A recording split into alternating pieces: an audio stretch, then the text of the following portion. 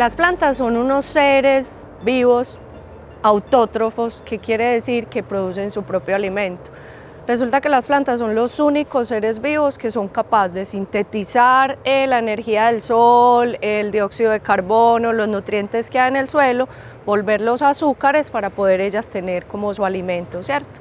Entonces, las plantas llevan haciendo eso muchísimos años, incluso más años que nosotros, de los que nosotros estamos en el planeta. Pero sí es claro que las plantas lo que nos facilitan es que los seres que necesitamos oxígeno para vivir tengamos una forma tan compleja. ¿Qué quiere decir esto? Que sin las plantas los seres vivos serían moléculas y serían algas y serían, digamos, seres quietos, ¿cierto? Seres muy parecidos a ellas. ¿Qué hacen las plantas? Cuando ellas hacen todo su sistema de respiración, ellas cogen la molécula de CO2 y cogen el agua y las separan estas moléculas, y a ellas en ese proceso de la respiración les sobra el oxígeno. La molécula de oxígeno les sobra, eso es lo que ellas botan.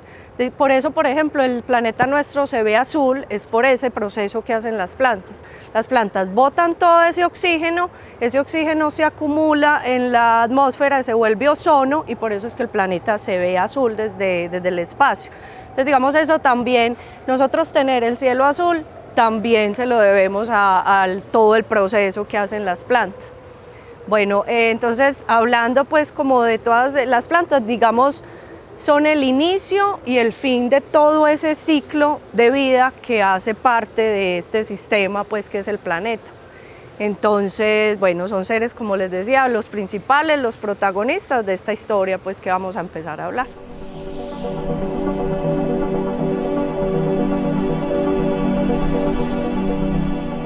Las plantas necesitan cuatro características básicas o tienen cuatro necesidades básicas para subsistir, ¿cierto? Como todos los seres vivos necesitan luz, porque ellas, toda esa energía es la que tienen para transformar, pues, como todas las moléculas que les llegan y poder crear su propio alimento. Necesitan el aire, porque de ahí es donde ellas tienen el CO2, que es donde hacen esa separación, que ahí es de donde sale, digamos, nuestro oxígeno, pues, que es lo que necesitamos para vivir. Y el suelo es como el plato. Las plantas lo que hacen es, sus raíces son unos pitillos que absorben agua y absorben todos los nutrientes que ellas logran solubilizar en el suelo. Entonces, los suelos naturales tienen muchos nutrientes, tienen macronutrientes y micronutrientes. Normalmente tienen nitrógeno, fósforo, potasio, calcio, ¿cierto? Hierro, y todo eso lo concentran los suelos. Las plantas lo que hacen es lo solubilizan y lo van consumiendo a necesidad, ¿cierto? Los macroelementos, que son nitrógeno, fósforo y potasio, los consumen en grandes cantidades, porque son, digamos, lo básico que ellas necesitan, y los otros los van requiriendo, pues, como dependiendo de las necesidades, sobre todo por crecimiento, por floración, por producción de frutos. Entonces, básicamente las plantas, donde siempre las queramos, digamos, tener, que ahí es que vamos a empezar a hablar de biofilia, nosotros, cuando ya las tenemos las plantas en la casa, tenemos que facilitarles esas mismas características. Entonces, hay que facilitarles agua, hay que facilitarles luz y hay que facilitarles un suelo para que ellas tengan nutrientes.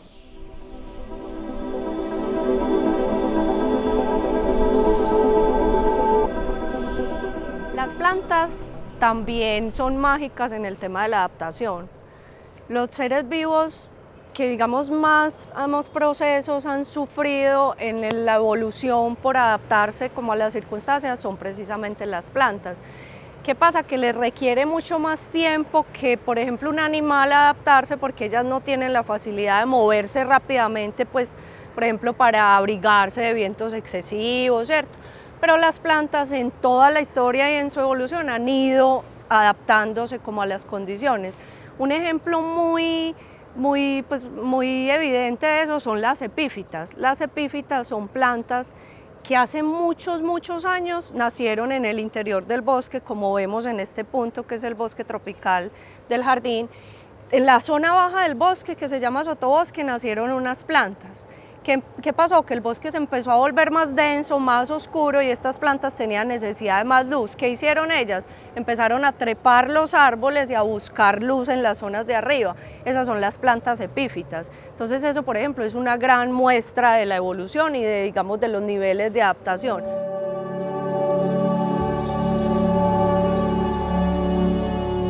Todos los seres vivos, cuando nos tenemos que adaptar, modificamos las estructuras, digamos, las estructuras principales de supervivencia las modificamos para poder adaptarnos como a las condiciones. Las plantas hacen lo mismo, pero lo hacen en mucho más periodo de tiempo. Pero por decir algo, empiezan a aparecer unas características muy chéveres de la adaptación y es las plantas que les tocó crecer en zonas más oscuras, como los pigmentos que más tienen facilidad de captar luces, poquitas son los rojos, entonces esas plantas empezaron a generar unas coloraciones rojas. ¿Por qué? Claro, porque tienen que captar más luz que las que están expuestas. Las plantas, por ejemplo, que empezaron a estar demasiado expuestas al sol, empezaron a tener unas coloraciones más blancas, porque lo que hacen es que esconden la clorofila para que no se les queme. Entonces, claro, ellas van modificando sus estructuras a través del tiempo, adaptándose. Lo mismo pasa con el cambio climático. ¿Qué pasa? Que en este momento, digamos, el proceso del cambio climático es mucho más rápido que la capacidad de ellas de adaptarse. Entonces, lo que nos han vendido a todos, nosotros no tenemos que cuidarle el planeta. El planeta finalmente, después de que nosotros no estemos, va a tener su evolución y se van a adaptar las plantas a ese sistema de vida. Los que no vamos a alcanzar a adaptarnos somos nosotros.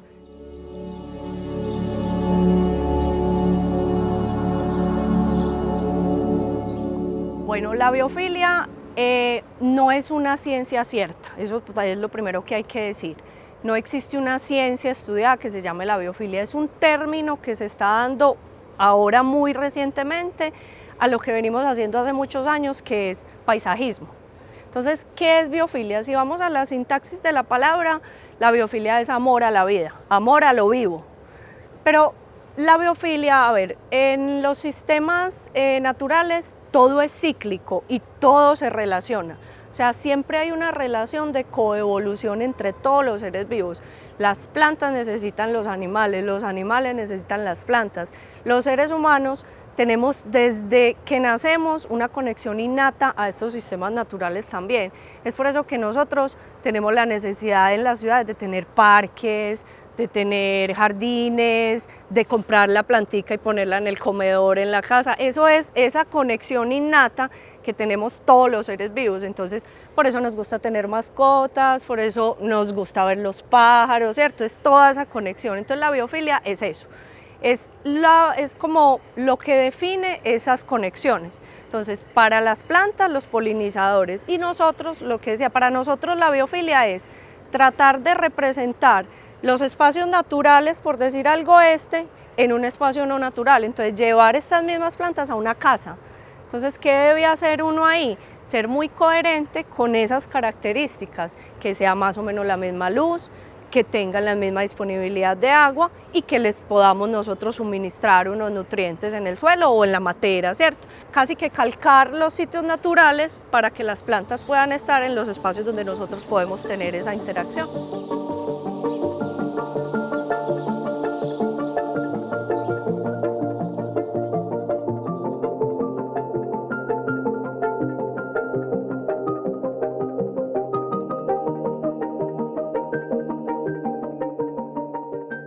El tema del paisajismo ha tenido una evolución bastante interesante. Antes, cuando llegó, digamos, el término de jardinería y paisajismo a Colombia, era un tema muy de ornato y era copiar básicamente los jardines europeos, que es lo que nosotros teníamos como en el imaginario de los jardines, los pinos vela, los jardines setos cuadrados, ¿cierto? Todo perfecto. Nosotros con el tema de empezar como a entender, a ver, también tiene que ver con que el paisajismo y la jardinería en Colombia va muy ligado a la botánica. ¿Por qué? Porque nosotros en Colombia somos un país privilegiado por la posición que tenemos en el planeta. Estamos muy cercanos a la línea cero, pues, del Ecuador, que tiene unas condiciones geomorfológicas importantes para que haya una gran biodiversidad. De hecho, esta es la zona donde más biodiversidad hay en el planeta. Y Colombia además es el segundo planeta que tiene más especies por hectárea en el mundo, ¿cierto? Vendría a ser el segundo planeta más biodiverso. El primero sería Brasil, pero es obviamente por temas de proporción, pues si Colombia fuera del tamaño de Brasil sería más biodiverso. Entonces en Colombia nosotros tenemos la ventaja de que tenemos una gran cantidad de botánicos, una gran cantidad de gente que estudia la botánica y que estudia el paisajismo desde la ciencia, ¿cierto? Inicialmente en estos países y en Colombia se empezó a hacer paisajismo más copiando como el tema de ornato europeo, los castillos, todo eso. Y entendimos finalmente que los jardines, por lo mismo que les hablaba ahorita, porque la biofilia es un tema de interconexión, de coevolución, los jardines tienen que llegar a ser parte de ese mismo sistema. Entonces, cuando nosotros los paisajistas hacemos jardines tenemos que tener muy consciente nuestra situación biótica. ¿Qué quiere decir eso? Nosotros tenemos que estudiar primero el espacio donde evolucionaron estas especies para poder hacer biofilia y recrearlo de la mejor manera y no interrumpir, digamos, esos ciclos perfectos que hay en todos los ecosistemas.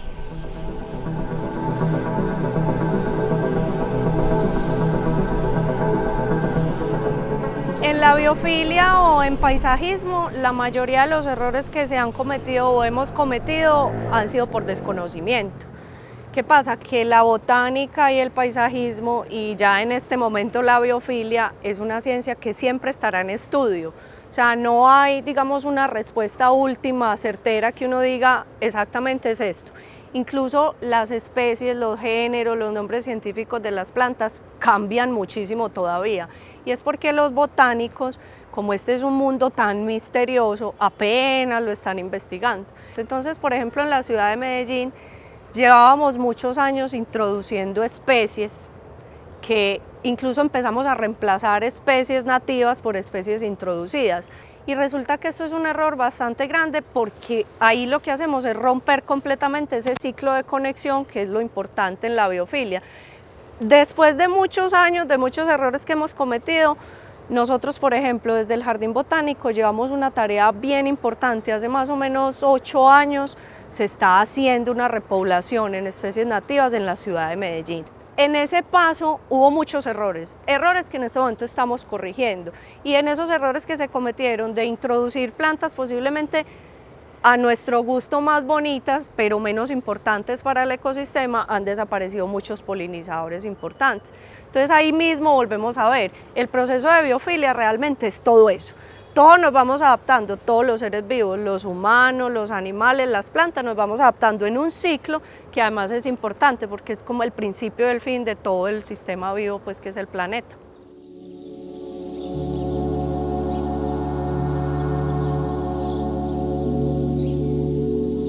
Bueno, cuando hablamos de biofilia, digamos en términos de la relación entre los animales y las plantas, uno siempre habla como de polinizadores, es porque lo que agrupa, pero realmente son todos los animales los que interactúan, porque hay animales que visitan las plantas para percha, otros las visitan porque hacen sus nidos ahí, otros las visitan para cortejo.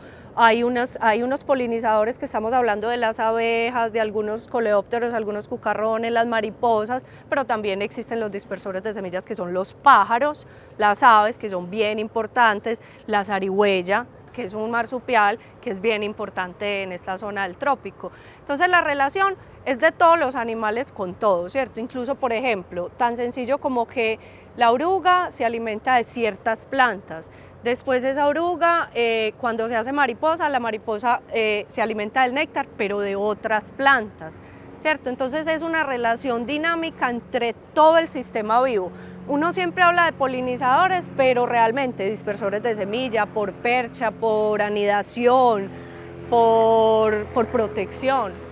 Realmente la interacción es completa. O sea, todos los animales tienen que ver con el mismo sistema vivo que tienen en el entorno, digamos, cercano. Todo depende de que cada uno de esos eslabones funcione perfectamente. Y si nosotros en el principio, digamos, en la planta del alimento especial para la oruga, le cambiamos las plantas nativas a las orugas de acá y le ponemos plantas de otro espacio, inmediatamente cortamos esa conexión. Entonces el sistema es completo, se comunican todos con todos en distintos niveles, pero tiene que funcionar completo para que sea circular, pues que es como funciona nuestro planeta.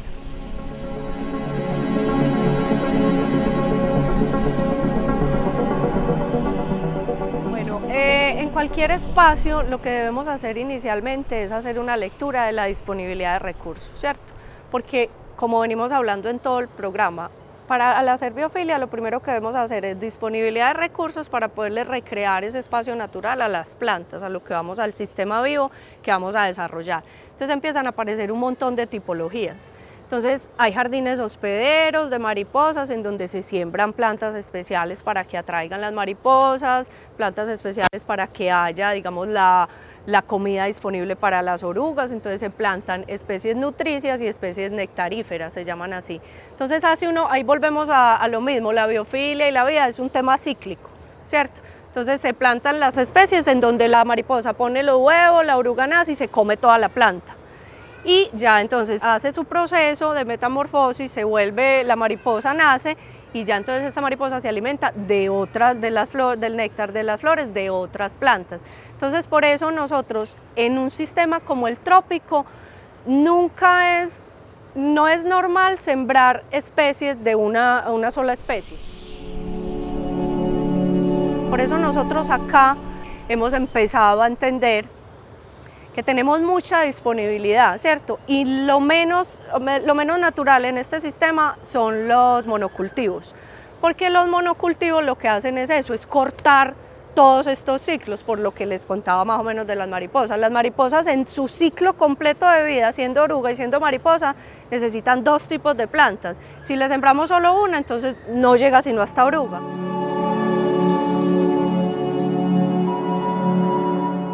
Al estudiar todos esos espacios es que uno define las tendencias de jardín. Entonces hay jardines, por ejemplo, empieza a aparecer jardines comestibles.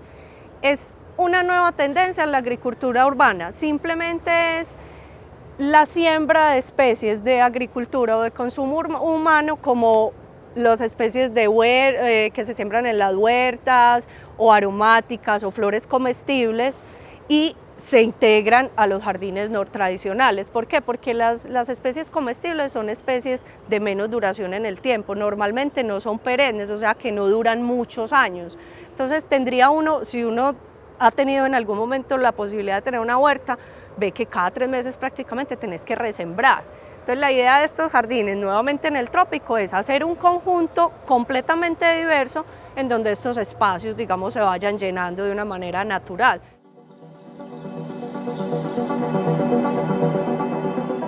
Pero siempre tiene que haber un equilibrio. Y en este punto aparece un cuarto sistema que es la infraestructura gris, que finalmente es un sistema que hace parte de todo nuestro contexto. Entonces, en la búsqueda de todos estos espacios para jardinamiento o para hacer jardines, y obviamente cada vez más reducidos por este crecimiento de las ciudades, se empezaron a desarrollar tecnologías nuevas que son los techos verdes y jardines verticales. Los jardines verticales realmente nacen en Europa. Entonces ellos tuvieron que solucionar unos sistemas sintéticos en donde generan un suelo sintético de fibras y ahí les suministran los nutrientes por un sistema hidropónico. Entonces realmente los sistemas verticales, los jardines verticales, nacieron siendo sistemas completamente hidropónicos en sitios donde no hay la facilidad de tener suelo o tierra para que las plantas crezcan.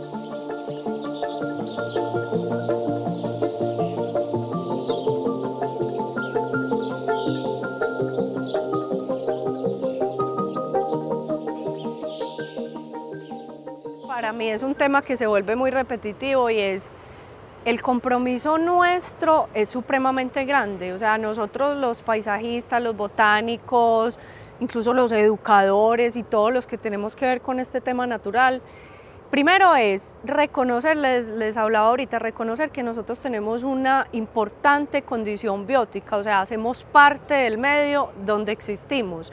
y asimismo lo alteramos o lo beneficiamos. Entonces, hace muchos años el ser humano se veía como afuera de los sistemas, como que ese es el sistema natural y aquí estoy yo. No, somos parte de lo mismo, por eso es biofilia. Entonces la idea es entender que somos todo un sistema, que estamos interconectados. Nuestro principal compromiso es entender que somos parte de un sistema, que no estamos dando, digamos, instrucciones para que eso funcione así, porque tiene un ciclo perfecto que funciona si nosotros seguimos exactamente ese ciclo. Entonces es simplemente conocer. Yo digo que el principal reto y la principal misión de los paisajistas es conocer el espacio que usted está habitando y lo que usted va a intervenir. Si nosotros conocemos, estudiamos, nos vamos un poquito como a la historia de las plantas que queremos ver ahí, entendemos las condiciones que ellas necesitan para vivir. Les voy a poner un ejemplo. Nosotros tenemos un ser humano que nació en un desierto y venimos y lo tiramos a un páramo, se muere a los 2 días, ¿cierto? Él obviamente puede adaptarse, pero necesita unos procesos. Entonces eso es como conocer el entorno, de dónde viene, para dónde lo vamos a llevar. Yo creo que eso sería una solución a todos los problemas que tenemos, es sentirnos adentro, respetarlo y conocerlo inicialmente para poder tomar algunas decisiones.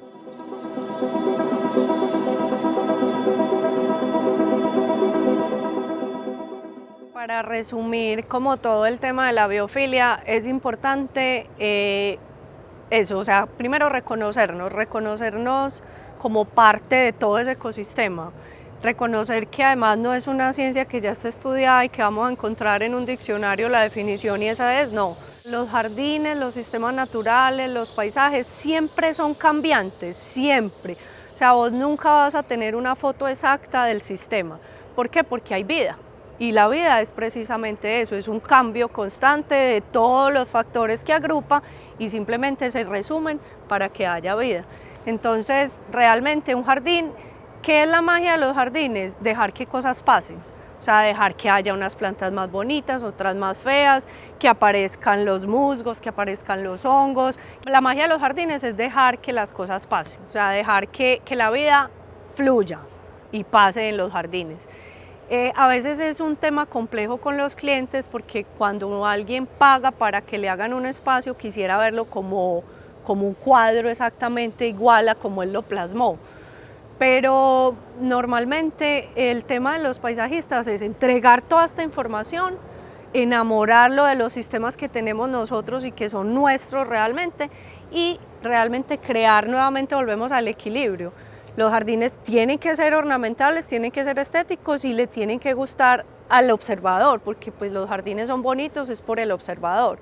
Entonces tienen que cumplir esa función, pero también tienen que cumplir una función ecosistémica.